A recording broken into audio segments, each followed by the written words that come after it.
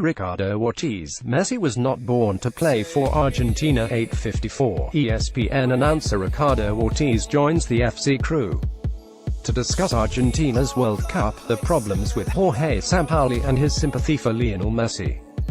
8:54, 9 a.m. East. Argentina are still alive in this World Cup after two dismal matches, but the chances of progressing to the knockout stage are on life support, and the mood surrounding the team makes it feel as if some of the players are too.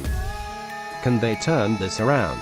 And whether they manage to or not during this tournament, what steps can they take afterwards to recover? Short-term put Willy Caballero out of his misery for years. People said Sergio Romero couldn't do the job for Argentina without regular playing time at his club. For years he proved them wrong. But Caballero's poor performances for Argentina this year in friendlies and during the World Cup have underlined just what a difficult trick Romero pulled off in moving from club understudy to international leading man and making it look easy. With Romero sidelined through injury, Argentina can't afford another goalkeeping slip-up, and while both the other keepers in the squad are also novices at international level, both have played better and far more often at club level this season. River Plate's Franco Armani is the obvious choice to come in. Nahuel Guzman of Tigres in Mexico wouldn't be a bad pick, but the media clamor for Armani in Argentina has been such that if Guzman came in and made an error, then Sampaoli would be crucified, whereas if Armani did, the manager would at least be able to argue that he had given his critics what they wanted and it hadn't worked. Either way, a game-losing error seems less likely with either of them than with Caballero right now. Move the ball forward from midfield against Nigeria. Lionel Messi needs to get the ball more than he did against Croatia, but also further up the pitch. To do this, a midfield passer is essential. Ever Banega can be frustratingly inconsistent for Argentina, but his inclusion would be a display of intent. Giovanni Lo Celso is a decent alternative. Argentina don't have an embarrassment of riches in this role, but the squad contains sufficient quality for this game, if Sampaoli is interested. Find a system for the players. Sampaoli has used 13 different starting lineups, and seemingly as many different systems in 13 matches in charge.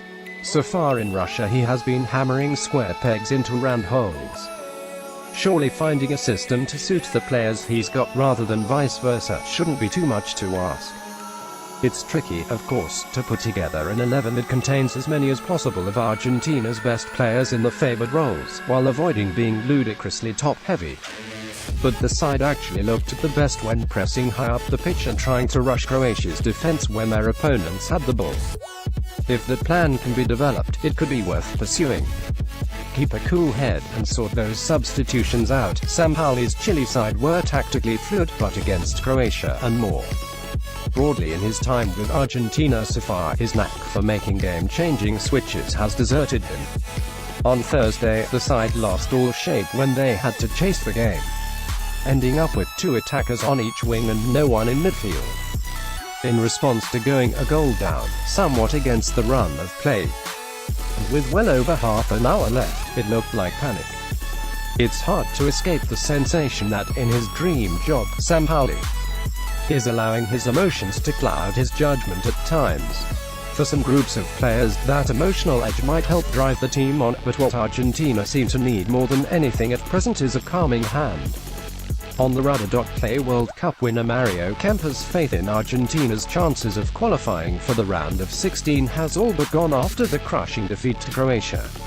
Medium-long term for this part, let's assume, contrary to certain sections of the Argentine media, but in line with common sense given the reported $16 million cost of sacking him, that Sampaoli remains in charge after Argentina's involvement in Russia 2018 is over, whether that's this coming Tuesday or after the final on July 15. Plan for the post-Messi era. Like it or not, it's coming.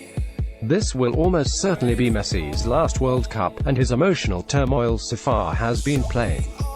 To see international retirement in the next few weeks wouldn't be a surprise to anyone, given how completely and for how long Argentina have relied on him. It's going to be a difficult transition to make.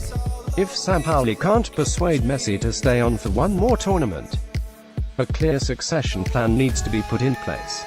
That could involve finally giving Paulo Dybala, who's often looked more suited to replacing Messi in the event of injury or suspension than to playing alongside him, the freedom of the pitch, and it certainly should involve making creation more of a team effort.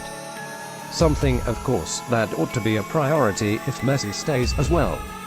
Aim at next year's Copa America. One of the oft-cited difficulties in international football compared with the club game is that there's no immediate chance for redemption when a result or a competition goes badly.